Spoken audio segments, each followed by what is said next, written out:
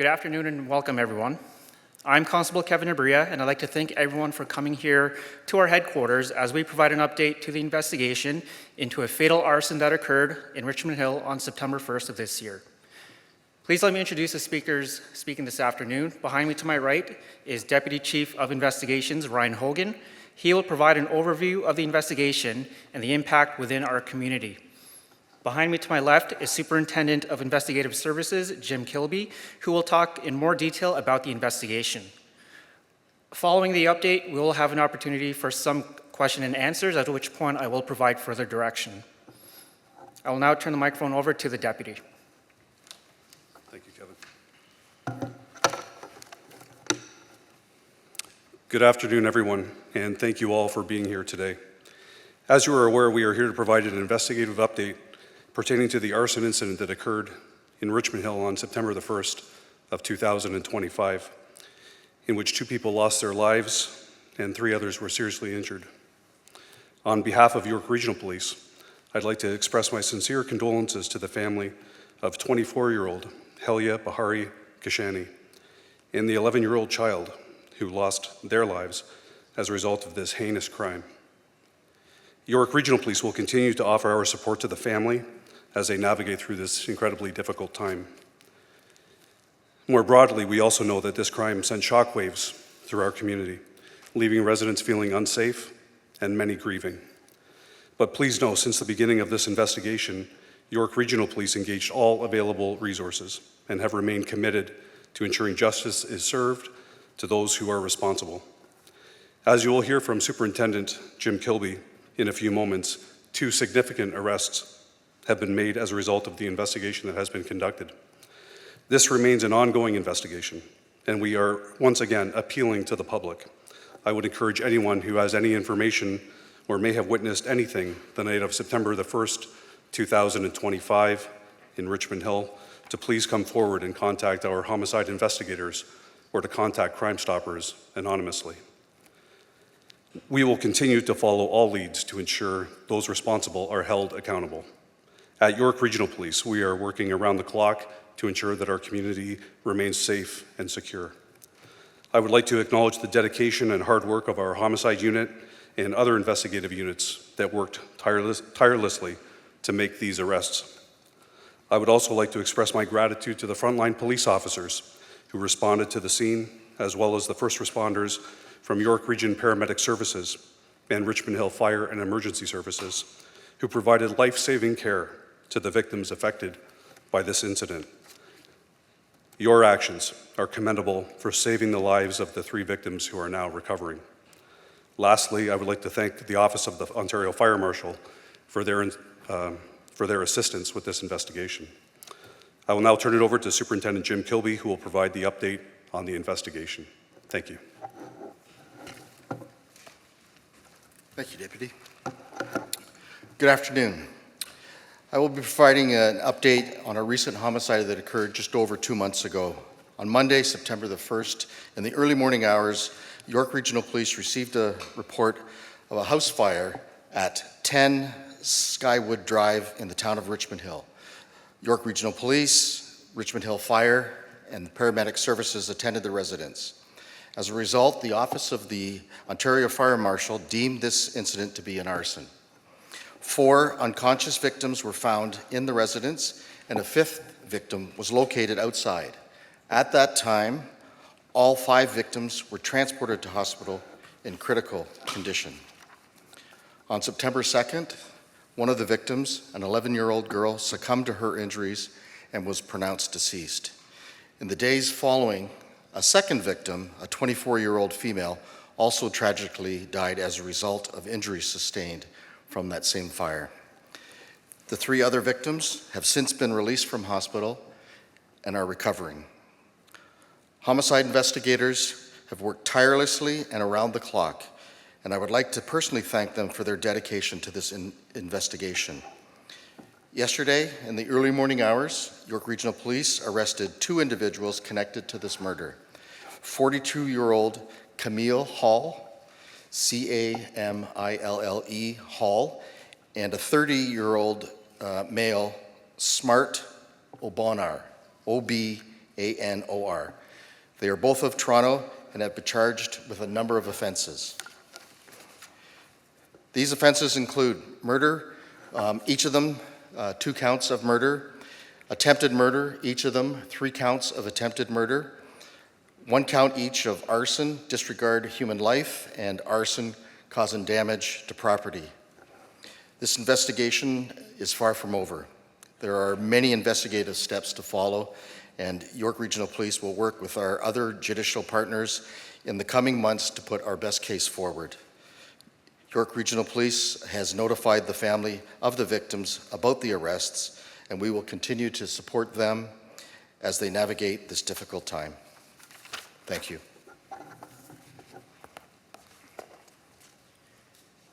We will now open the floor to question and answers. Please keep in mind this is still very early in the investigation, and so any further details we will be limited in providing. That being said, we will now open the floor to questions from the accredited media. Please attend to the microphone off to my left here, provide your name, your media outlet, and you will be limited to 1 question and 1 follow-up question. Hi, it's Michelle Mackey from City News. What's the relation between the 2 arrested and the victims? What do you know about any connection there?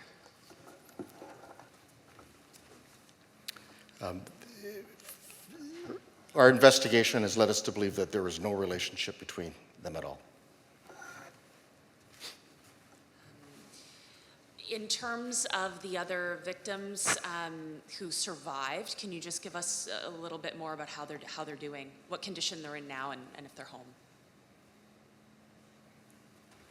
Again, they are recovering from their injuries from that day. Apart from that, we're not prepared to release any more information, just out of privacy for them. Thank you. Hi, Catherine McDonald, Global News. Do you believe that these 2 accused were hired? Is there someone who you believe conspired to commit this murder? And I understand there are more charges that could be pending. So do you believe that these 2 accused were brought into this arson and hired to do this? Because as we've reported and others have reported, there was a belief that this was motivated by a potential domestic. Good afternoon. Thank you very much for the question.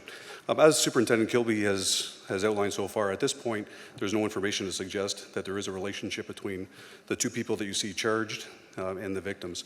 At this point, we don't have any evidence to suggest that that is the case. We have seen reporting to that extent, but at this point, as we said, it is an active and ongoing investigation, and the Homicide Unit is committed to following any leads and have an open mind to all leads that could possibly link further the motive behind these 2 individuals being connected to this homicide. For that reason, we are appealing to the public for any information that may provide further information in connection with these 2 people that you see here listed on the screen. The first accused, Camille, this is a woman, correct? Yes, it is. And are they connected, these 2 people, other than the fact that they're both accused of 2 counts of first degree and the other charges? The relationship between the offenders themselves remains part of the active and ongoing investigation. And again, we are appealing to the public for any information that they may have with that regard to provide further context to the relationship between these 2 accused themselves or with the victims of this incident. Okay, my final follow-up. My final follow-up are there family members who have been interviewed as part of this investigation? Other family members, other than the 5 people who were injured? There have been a large number of people that have been interviewed as a result of the investigation, and I should say that interviews are likely to continue in the future. And for those reasons, we are appealing to anyone who may have information, even if they may feel that it is not relevant or minor in nature. We're asking and imploring to all those people to come forward to provide any information they have. Thank you.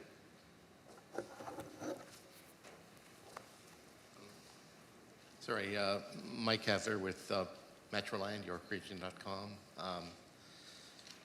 Would you like to speak about how this homicide has affected people in the Persian or Farsi-speaking community, and what can you describe the outreach that the YRP has made to that community after this? Yes, that's a great question, and thank you for raising it. And I think more broadly, when we look at an incident like this, as we mentioned, this was a heinous crime. We have an 11-year-old child that was killed as a result of this incident, as well as a 24-year-old, and 3 others who suffered injuries, life-threatening injuries. And so the effect, not only on the immediate community and neighborhood, but more broadly, the Persian community, and really all of the City of Richmond Hill, first responders, everyone, was very much impacted by the traumatic nature of this incident. And so York Regional Police, as I said, is very committed to not only investigating the crime and identifying those responsible, but to providing support to the family, the friends, and the community more broadly who have been affected by this crime.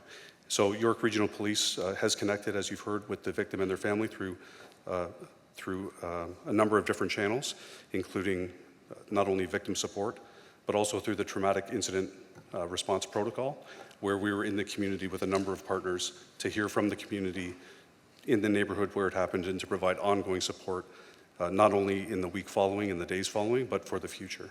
And so those efforts are ongoing still. Would you like to talk about the other people that were in the house that day and sort of the role they played in the community as victims of this terrible crime?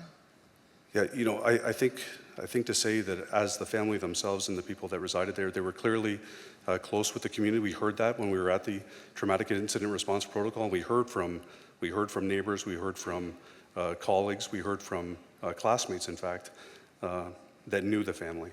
And out of some respect for privacy for those who have been affected by this crime, as Superintendent Kilby mentioned, they are recovering and have left hospital. But this is going to be a very long road ahead, not only for the people that are the victims of this and people that knew them, but for the community at large.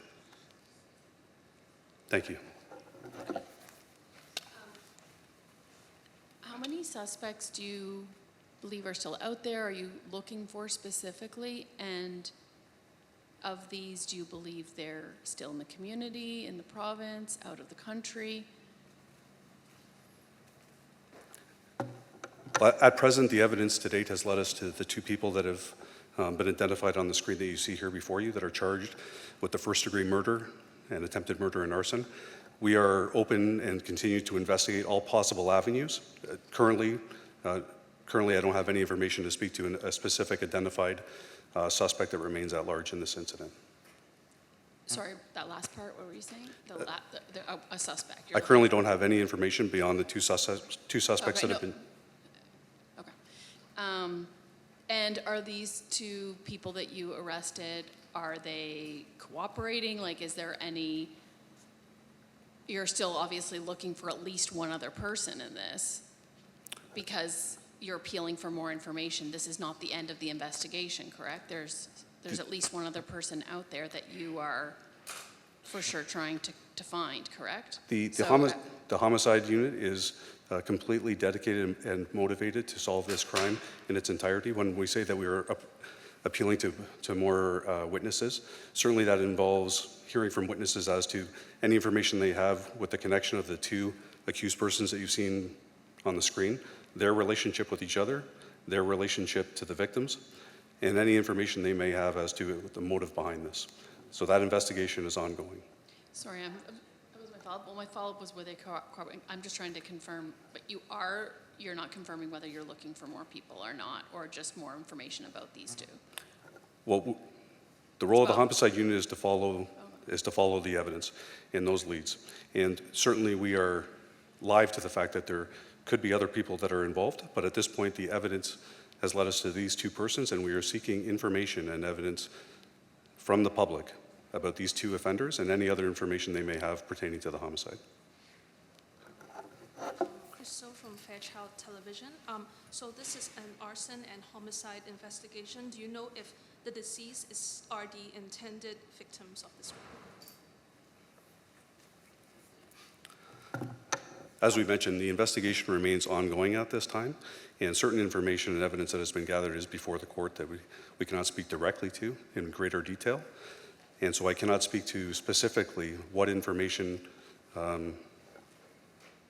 the two offenders, the two accused that you see on the screen, had in relation to the victims that have been identified.